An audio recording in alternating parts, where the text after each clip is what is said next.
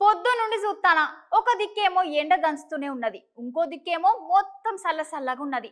జరసేపు మళ్ళీ ఎండ పొడ షురువైంది, తర్వాత మళ్ళా చల్లబడి ఇక వాన చినుకులు షురువైనాయి. పేరుకే ఎండాకాలం గాని ఇవాళ వానకాలం చూపించింది.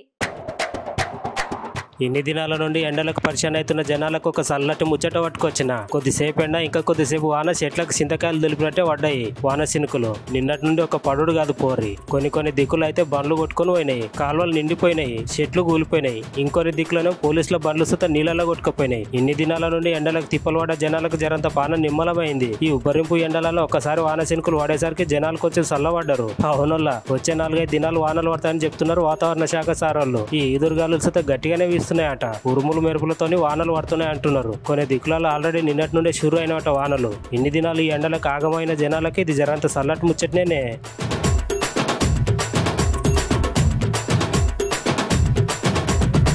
కరీంనగర్ ఉమ్మడి జిల్లా వ్యాప్తంగా అకాల వర్షాలు కురిశాయి. రైతులకు తీవ్ర నష్టం మిగిల్చిందని చెప్పుకోవచ్చు. అయితే పెద్దపల్లి జిల్లా ఇటు మంతని కానీ సుల్తానాబాద్ ఐకేబీ సెంటర్లో ఆరవోసినటువంటి ధాన్యం తడిసి ముద్దయిపోయింది. అయితే అకాల వర్షానికి నీటి పాలైనట్టు ఆవేదన చెందుతున్నారు. ఇదే విధంగా అధికారులు స్పందించి గన్ని సంచులు కానీ ఇటు ఏర్పాట్లు కానీ చేసి ఉంటే ఇలాంటి నష్టం జరిగేది కాదని చెప్పేసి వాపోతున్నారు. అయితే నిన్న మధ్యాహ్నం వరకు ఎండలు కొట్టాయని, అదేవిధంగా చూసుకున్నట్టయితే నిన్న మధ్యాహ్నం నుండి అనుకోకుండా వాతావరణంలో మార్పులు వచ్చి అకాల వర్షాలకు గురయ్యని చెప్పేసి తెలియజేస్తున్నారు.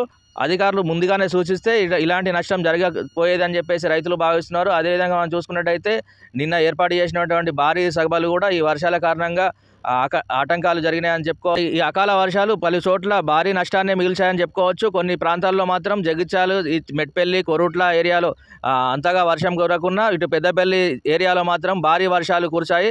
ఈ వడగళ్ల గాలుతో పాటు వడగళ్ళు కురవడంతో రైతులకు తీవ్ర నష్టం వాటిల్లింది.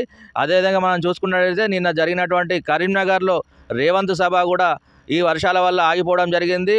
మంతని ఏరియాలో రాజస్థాన్ ముఖ్యమంత్రి బీజేపీకి సంబంధించిన సభ కూడా ఆగిపోవడం జరిగింది. అయితే కొన్ని చోట్లలో చూసుకున్నట్టయితే వరి ధాన్యాలు ఐకేపీ సెంటర్లో ఆరబోయడం జరిగింది. ఈ ఆరబోసిన ధాన్యాలపై ఎలాంటి కవర్లు కానీ ఇటు సేఫ్టీ కానీ లేనందువల్ల తడిసిపోవడం జరిగింది అని చెప్పేసి రైతులు ఆవేదన చెందుతున్నారు.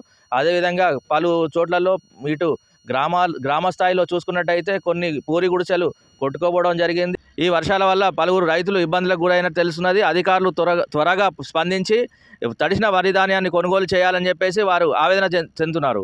కెమెరామెన్ శ్రావంత్తో ప్రవీణ్ కుమార్, కరీంనగర్.